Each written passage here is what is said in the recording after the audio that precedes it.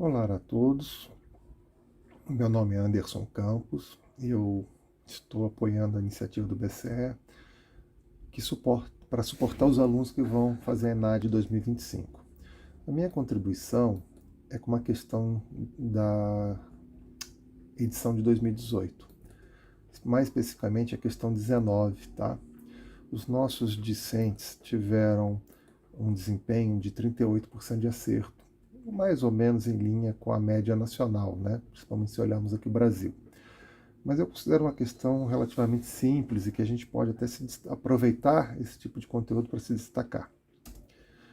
A questão em si, ela é de microeconomia, ela diz que essa empresa produz um bem, o preço unitário é de R$ 20, tem um custo privado de produção dado por essa função, né, 2Q ao quadrado, onde esse Q é a quantidade produzida.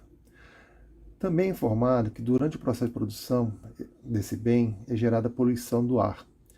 E esse custo externo, ele pode ser medido e ele é avaliado também por uma função que é dada por 0,5 Q ao quadrado, onde esse Q também é a quantidade produzida. A partir dessas informações é solicitado as quantidades que maximizam o lucro dessa empresa diante de duas situações. Uma, se a gente considerar apenas os custos privados, os custos internos de produção, e dois, considerando também os impactos de se incorporar os custos externos, tá? Ou seja, no caso a poluição. E aqui a quantidade é dada por Q2. Então nós temos Q1 para os custos internos apenas e Q2 para os custos totais. Lucro nada mais é do que um excedente, aqui da receita menos despesas em termos gerais. No caso específico, nós estamos falando dos custos privados de produção. E a função lucro aqui, considerando apenas os custos privados, ou seja, aqueles internos, é dada por essa função aqui, onde é 20, a receita é dada por 20 vezes Q1, porque 20 é o preço unitário, vezes a quantidade, assumindo que tudo que é produzido é vendido, e a função, o custo de produção está dado aqui, tá? Pela função dada no enunciado. Percebe-se que isso é uma função do segundo grau, portanto tem essa carinha dada nesse gráfico ao lado, onde obviamente existe um ponto apenas de máximo, que é o que a gente gostaria de identificar, tá? Esse ponto, que é dado aqui pela quantidade Q1, e esse é o que está sendo solicitado, tá bom? A nossa abordagem, ela pode ser, se você pensar apenas em questões de matemática, cálculo, podemos simplesmente achar a derivada primeira igual a zero para achar o ponto de máximo, que está sendo dado aqui, e faço essa derivada igual a zero, e eu vou achar a quantidade 5.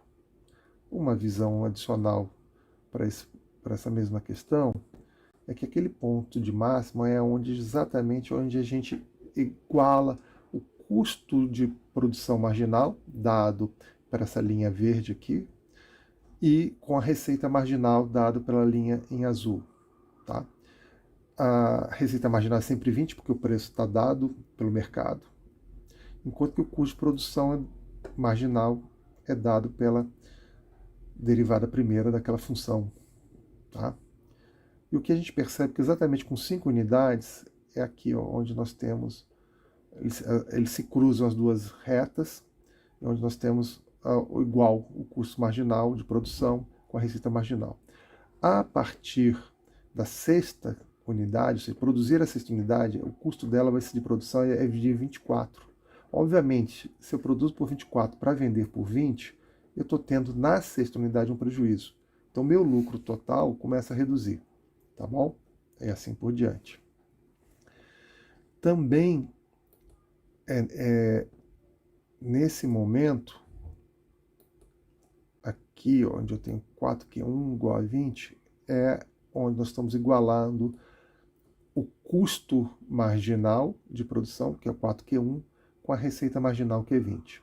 Tá? Então, de todo caso, qualquer abordagem que a gente, econômica ou matemática que a gente observar, a solução é 5. Para o caso, na segunda situação, o que vai se dar diferente é que nós precisamos agora incorporar também os custos externos. Então, meu custo total de produção tem que levar em conta os custos internos, privados, como os custos externos. Isso se dá pela soma daquelas, né, dos dois custos que foram apresentados no enunciado. E, portanto, nós temos uma nova equação, uma nova função do lucro dado por isso aqui. Mas daqui em diante, o processo é igual do anterior. Derivada primeira iguala-se a zero, e a gente acha a quantidade aqui aonde o custo marginal de produzir uma nova unidade se iguala à receita marginal, e é 4, tá bom? Isso aqui, portanto, nos leva à resposta B como correta. Chama atenção apenas, que merece um pouquinho de atenção, que na letra A os valores estão invertidos, o 4 e o 5 em relação à questão B, tá? Então é só um ponto de atenção. Caso tenham mais dúvidas, eu me coloco à disposição de vocês. Se não, quero desejar boa sorte e agradecer a atenção. Abraços.